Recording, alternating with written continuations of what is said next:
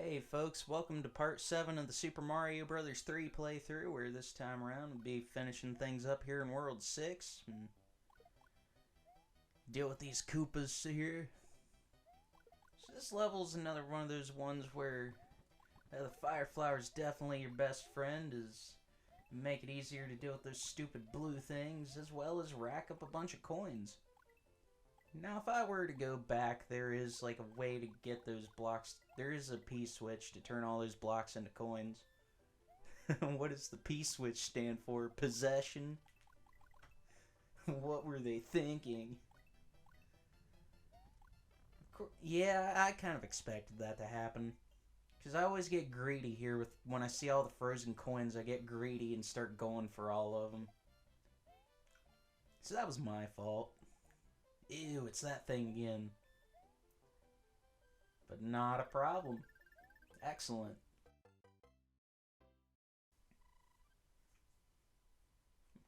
I'm kind of wondering, because I don't remember, how much longer it would be until I max out the life counter.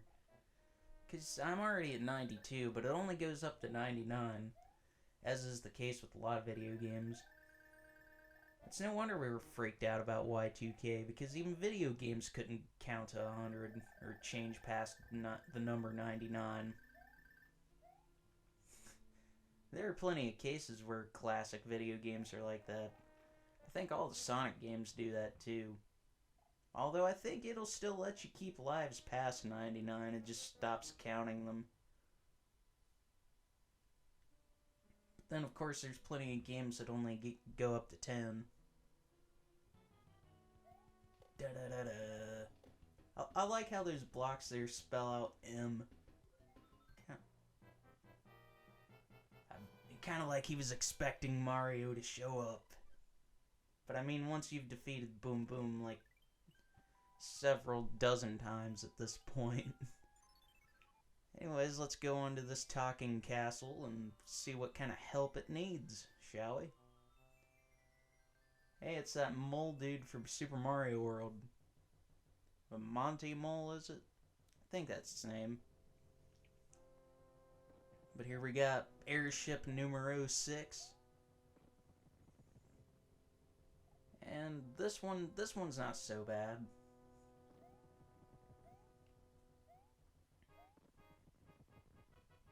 This one actually moves along at, I think it moves along at a fair speed.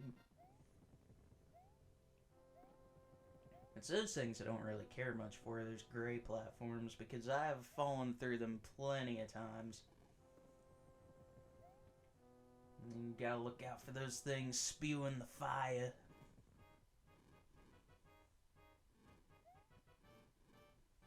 Of course, lots of practice and lots of trial and error led to me knowing exactly when and where to do what, and how to dodge those.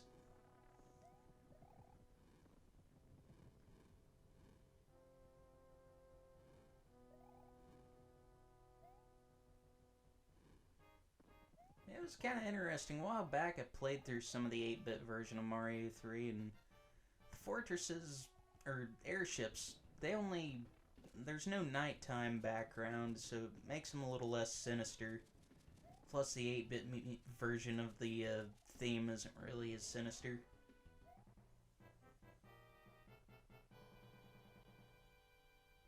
Once again, defeat one of the Koopa kids and we'll get on to that next world. Ah! I'm falling. I've fallen and I can't get up. Let's see what kind of goodie we get from the princess after World 6. Oh, cool, another P-Wing.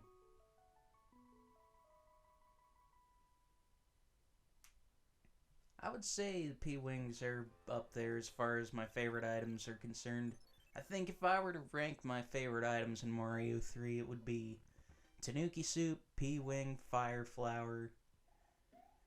I don't really know where it would go after that. Ah, but yes, this is World 7, Pipe Maze. Full of pipes and full of finicky platforming and finicky stuff to get through, and and plenty of good stuff. This is probably my least favorite world in the game. So we go from my favorite to my least favorite. Ooh.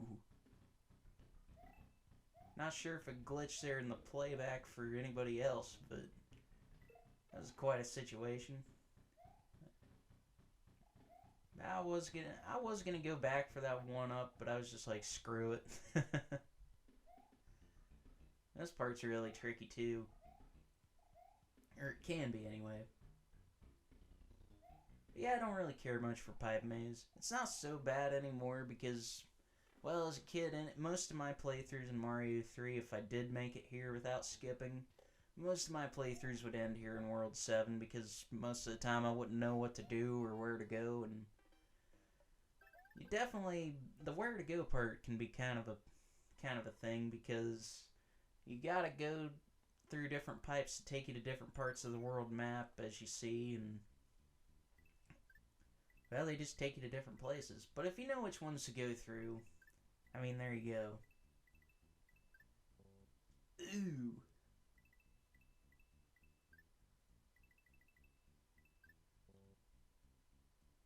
As for the levels themselves, not every single level in World 7 is like 7-1 there.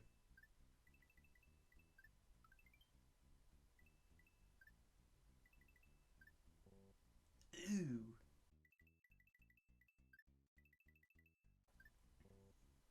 Ooh. And all these pipes, the reggae-tinged music in the background. What kind of drug references are these? I do at the very least like the overworld theme for World 7 because it does remind me a lot of well, it sounds very reggae heavy, but it also sounds like it could have been played from a Sega Genesis. I would like to hear a Sega remix of it.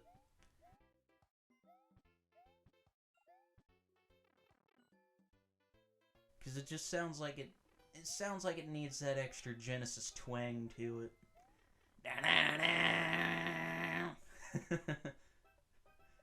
But I don't know, that's just me. I always get Sega Genesis vibes from it though. But here we got our 7-2, and this one's a little bit of a maze, I guess. Really not so bad once you get all those blocks and get over that section back there. And then you're pretty much in the clear. As long as you dodge all this crap. Whoa!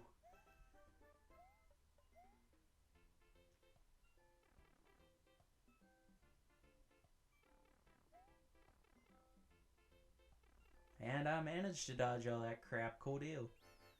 Unfortunately, I did not match 3 cards this time around. So that's a shame.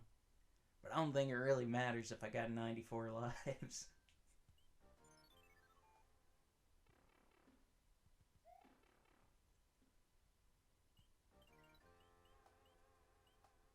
And I go with the Tanuki suit. Cool.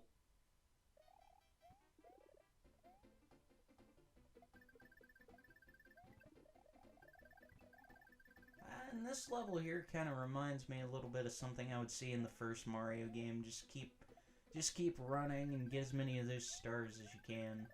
Which I did not manage to get the star there. Because if you're Star Mario and there's a level like that where you just keep hitting certain coin blocks to get more stars. If you're not invincible by the time that you hit the block, you will just get a coin. But speaking of stars, we got a star card leaving this mess. And why not? Flip over. Nah, I don't really feel like it.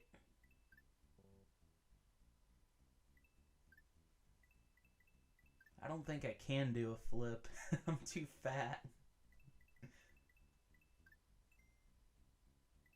But hey, we're moving along pretty good here. Ooh.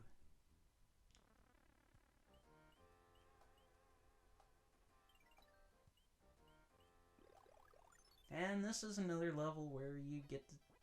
This is a level where the frog suit really comes in handy. So you can use it beyond World 3.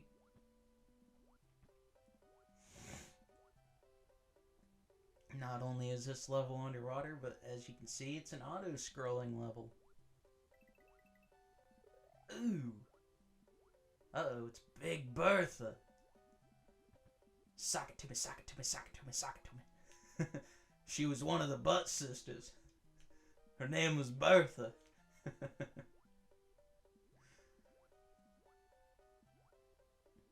I really don't care for those... Ah, man, the name's right on my tongue, but I can't remember it.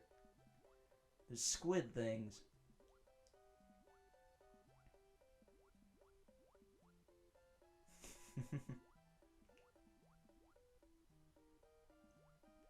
Now, that's gonna drive me crazy recording the rest of this. Unfortunately, I don't have my trusty phone by my side to just Google it. So I guess I'll make that something for the next part. Conclude the saga of what's the name of that enemy.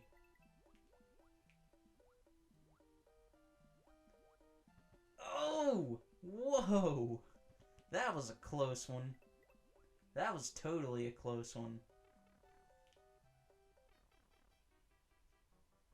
Probably should have just died back there.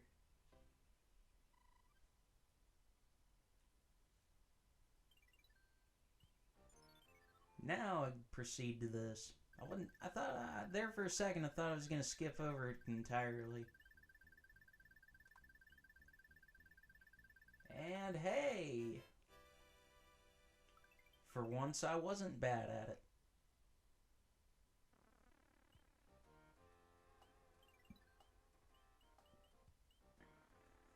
And just keep things moving along to 7-5.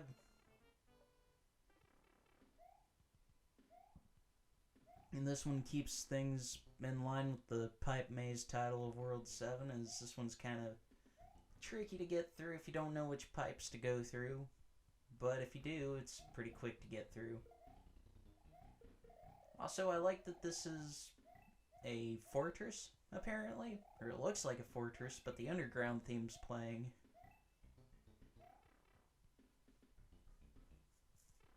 And yes, I am aware that I skipped the extra life. There is an extra life back there in one of those pipes.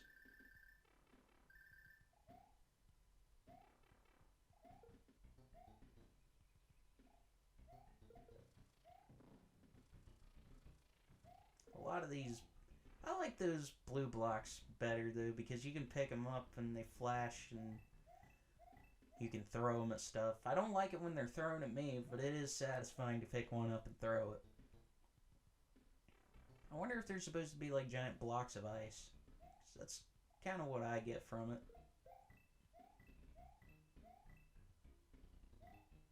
Ooh, got myself stuck there for a second.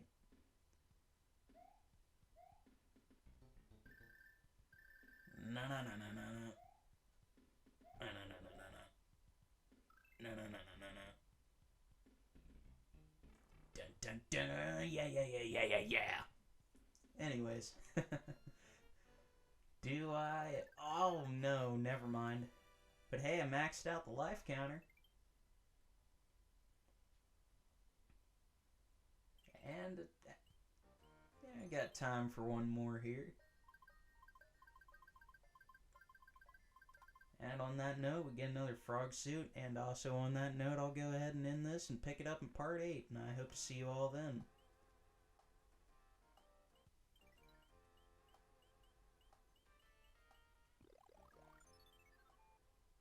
Okay, maybe I ended that a little too soon. Now I'll see you in part 8.